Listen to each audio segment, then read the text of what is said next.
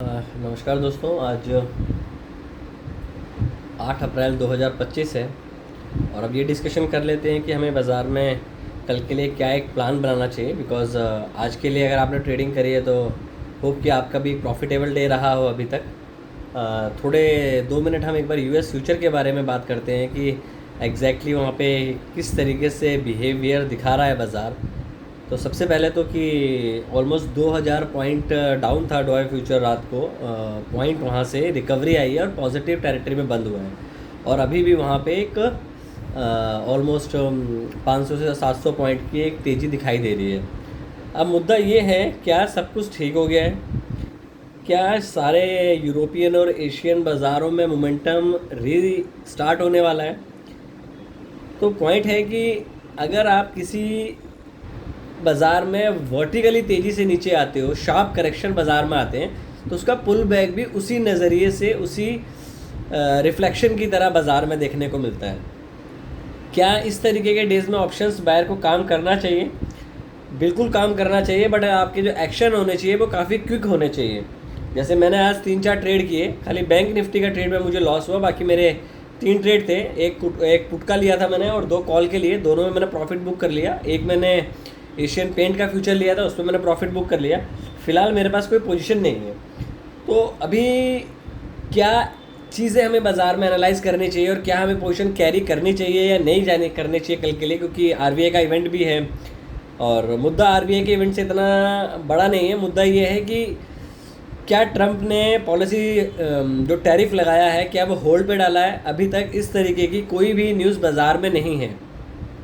Just ये एक short covering rally है जो कि एक आपके 1000 पॉइंट के बाद आपके 700 पॉइंट के ऑलमोस्ट आपने नीचे से रिकवरी दिखाई है। और आप अगर एसजीएक्स को भी देखते हैं तो 400 पॉइंट पॉजिटिव दिखा रहा था। अगर आप ओपनिंग पॉइंट से देखो तो निफ्टी आपकी मैक्सिमम जो है, अगर आप ओपनिंग पॉइंट देखो आज का निफ्टी का, तो निफ्टी आपका ओपन हुआ था 22,446 के आसपास और पहले ही बार में उसने ऑलमोस्ट 22,580 का हाई बना दिया था। तो आप हाई से जो हो पहले 5 मिनट की ऑलमोस्ट 100 पॉइंट ऊपर हो। मतलब अगर आप देखो, पहले गैप अप हुआ, आप R2 पे खुले और शार्प करेक्शन आपको R1 तक मिला, R1 से आपने रिवर्सल किया। अब ये देखो, जब मॉर्निंग का लो ब्रेक हुआ, बड़ी बार बनी, कंसोलिडेशन हुआ और एकदम रिवर्सल हो गया। क्योंकि मॉर्निंग का जैसे ही लो आपका मॉर्निंग का लो प्लस आपका R1 जब ब्रेक हुआ तो वहाँ पे स्टॉप लॉसेस थे, वो कटे और एकदम रिवर्स हुआ बाजार और वो वर्टिकली ऊपर गया, 20 पे स्टॉप आउट लिया and high of the day चला गया निफ्टी। अब मुद्दा है कि करना क्या है। ये तो हो गया लेक्चर की बाज़ार में, ठीक। अब आप देखो कि ऑप्शन के जो प्रीमियम है वो काफ़ी ज़्यादा है। अगर आप 22,600 की कॉल देखो तो वो ऑलमोस्ट 200 रुपये की चल रही है। अब 22,500 की पुट देखो, ऑलमोस्ट 150 पॉइंट के आसपास चल रही है। 600 की पुट देखो, 170 के आसपास चल रही है।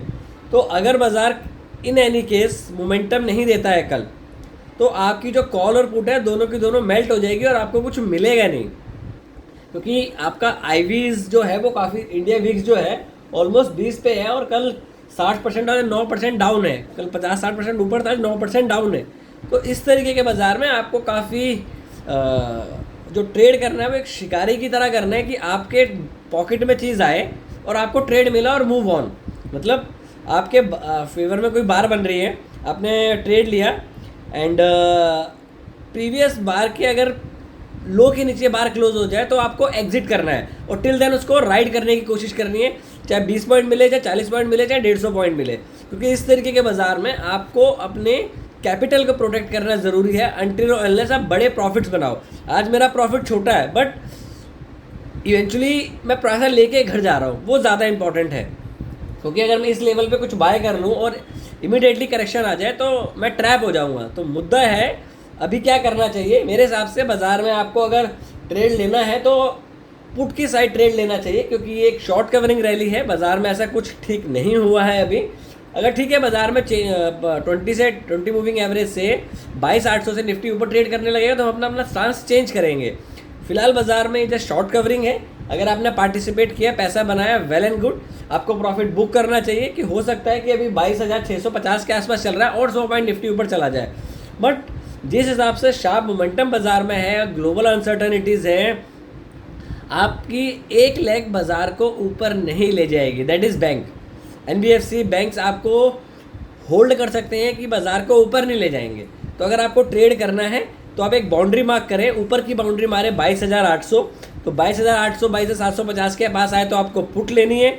और अगर बाजार यहीं पे बाजार अगर नीचे आता है 22,000 जो आज का कंसोलिडेशन जोन है, अगर उसकी हम बात करें तो आज का कंसोलिडेशन जोन बनता है आपका 22,410 से 320 के बीच में, तो वहाँ पे आपको ट्रेड लिया जा सकता है कॉल का। टिल देन इतनी बड़ी रेंज को खेलने की कोशिश ना करें, नुकसान के होने की संभावना ज़्यादा है अदर देन प्रॉफिट होने, क्योंकि कल क्या होगा, जैसे ही बाजार खुलेगा आईवीज टूट जाएगी। अगर आईवीज टूटेगी तो आपकी जो 150 रुपये की कॉल पुट है वो 40 या 50 रुपये रह जाएगी।